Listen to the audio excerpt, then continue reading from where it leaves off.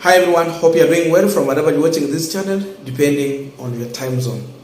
Now, Kenya is supposed to nominate 9 individuals to represent the country in East Africa Legislative Assembly. Of course, in Kenya Kwanza, UDA has 5 slots, and in Azimio, they also have 4 slots. I think one is to Wiper, and the rest is for ODM. There is a possibility ODM might share one with the Jubilee Party.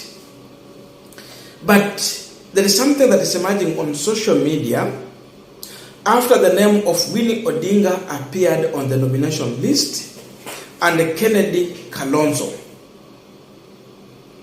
Winnie Odinga, a daughter to Raila Amolo Odinga, Kennedy Kalonzo, a daughter to Stephen Kalonzo Musyoka, the Wiper Party leader.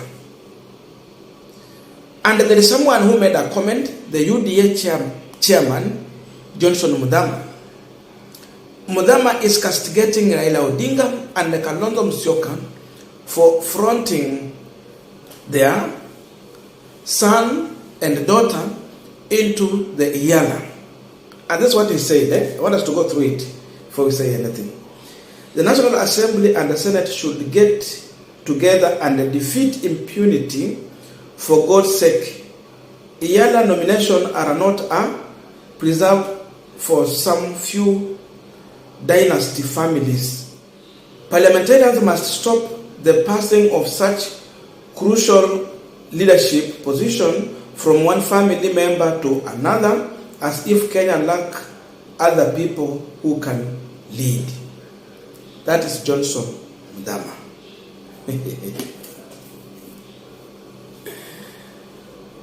Johnson Muthama might be right and he might be wrong.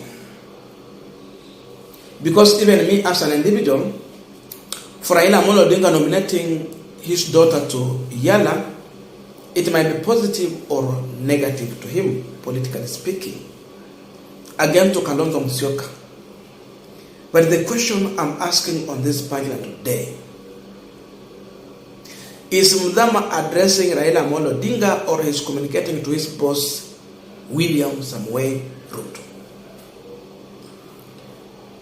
Because what should be happening is that before you remove a log in your neighbor, make sure you are removing the big log in your eye first. That's the truth of the matter. Before Muthama advising the parliament not to approve Winnie Odinga and Kennedy Kalonzo, he should be addressing William Ruto for fronting his daughter, 2 of them, into government appointments and other privileges in form of delegation outside and inside this country. He needs to address that first. Because I want us to do 2 things. First of all, compare what William Ruto children are doing. And then number 2, we want to look in some of the reasons why these politicians would always want one of their family members to be in active politics. So first of all, we address the issue of the Ruto family into active politics. As we are speaking now, we have one of William Ruto's daughter, June Ruto, who worked as CDA, an equivalent to ambassador in Poland.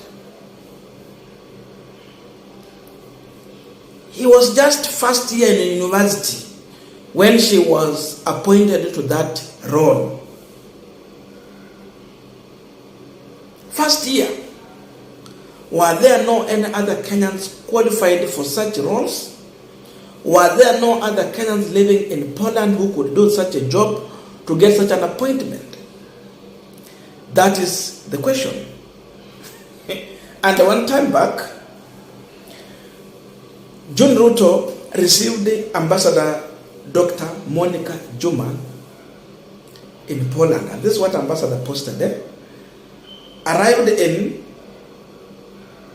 Warsaw, Poland this morning to attend the Warsaw Summit, which will be looking at the security in Middle East taking place tomorrow, was received by June Ruto, charge d'affaires. Okay? So this is an employee of the government.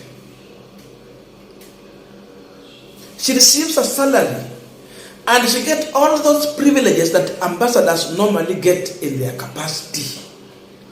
Right from security and upkeep, everything.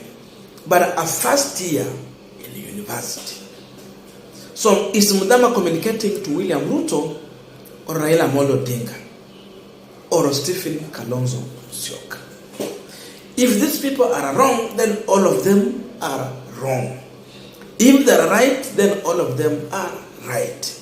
I'm saying this because I have seen closer allies of William Ruto, including someone like Arun Cheriot, Cherargei, and other individuals condemning Winnie Odinga. Miguna. Why is Miguna not communicating to William Samoei Ruto? That is the question. Number 2, the issue of Charlene Ruto. She is everywhere. The other day I saw she was posting photos all the way from Morocco with the delegation there as a representative of the government. So in which capacity is she making those trips? Who is paying for those trips? She is in the front line. Back home here, she has been visiting county after county, governor after governor. In what capacity? Because what people might think or suggest is that the closer allies of maybe the president or Raila Odinga should be doing other duties like philanthropy in the village there. Reach out to the needy, the poor, and the hungry. Try to feed them. Such things. Maybe those are the things that these families should be doing. I'm speaking what people are saying, not my view. And they are qualifying their point because they believe that putting in front maybe your son or daughter while you are in such active politics, it's also a damage to your reputation and maybe even to them in the near future when they will be seeking for an elective position or if they will be seeking to inherit you. So, kwa nini mkuki kwa nguruwe iwe tu ni furaha ama sawa, lakini kwa binadamu uchungu? In my view, I feel Johnson Muthama is indirectly exposing William Samoei Ruto before exposing Kalonzo and Raila Odinga. So personal interest will always come first. For Raila, we have only seen one.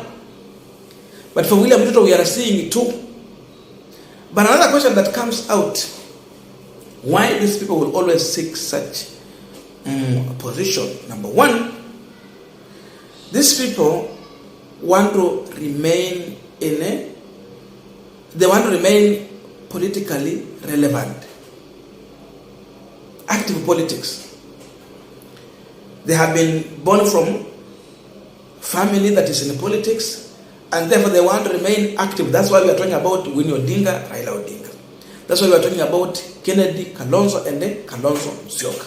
That's why we are talking about Charlene Ruto and William Samoei Ruto. Remain in active politics. They want to remain relevant in politics so that in the future, again, they can take over a role. One day, utaona kijana ya Ruto amesimama pale anataka kura. Winnie Odinga maybe soon will inherit she will inherit the father, or maybe seek for an elective position huko Kibera, hivyo. Number two, these people want to protect family business. And in fact, for Ruto, it sounds worse. Because when people see Charlene Ruto walking around meeting governors in counties, they think or believe that she might be definitely looking for tenders. She might be pushing for tenders for their companies because they have hotels, they're running many businesses. But the mahadi ya kuku wako nayo. And people are seeing her as a person who is taking care of family business, going around to these governors, using the father name to seek for tenders, even through kind of intimidation. So when a governor sees the president's daughter coming asking for a tender, they will easily give that tender. And that is when corruption and the prox comes in. Now that is how they see William Ruto. I don't know if it's true, but definitely that's a kind of a picture they paint out in. But for William Odinga, they see that's someone who's looking to inherit the father and then maybe protect family business. Most of these people are in business. They are billionaires. Mudavadi siku ingine mlisikia akisema ako na 4 billion. Do you think Mudavadi was looking for a job? Surely. Mudavadi does not need a job. He's looking only for political relevance and number two, protect family business. Want to secure the business and even look for how to survive in their business hata nje na ndani ya serikali. Same thing to Raila Odinga, same thing to William Ruto, Kalonzo Musyoka, and many of these politicians. These are the things they are looking for. Protect family business. So William Odinga is not poor, nor Kennedy Kalonzo. These are individuals who can run private business, maybe on behalf of the family. So they have not come here to look for money. No. People will say, oh, they have come here to look for campaign money. My friend, no. They have many companies, family business. They can run and they earn that money if they want. But then, another thing is here. For Raila Odinga, example I want to use. One day back, for those who remember, Mama Ida Odinga at one point was fired from her job as a teacher. Why? Because Raila Odinga was not supporting the government. That's how far this family has suffered in the hands of the government. So what's wrong when they get such other roles which will not tie them to maybe support or sing the government song? Why not? Because if you say they will apply for a job in government, getting that job means you compromise the government for you to get. And again, you have to be submissive and loyal to that government.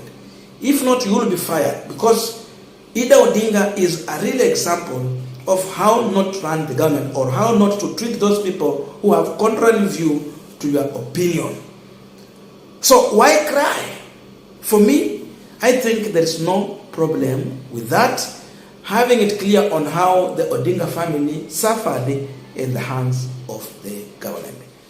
And before I go, just a quick request and a humble one. Please reach out to my good friend Gumzo News TV. He's doing a lot of amazing content there in Swahili. Show love to him or show support to him by subscribing to his channel. Support him and help him to grow. Encourage him.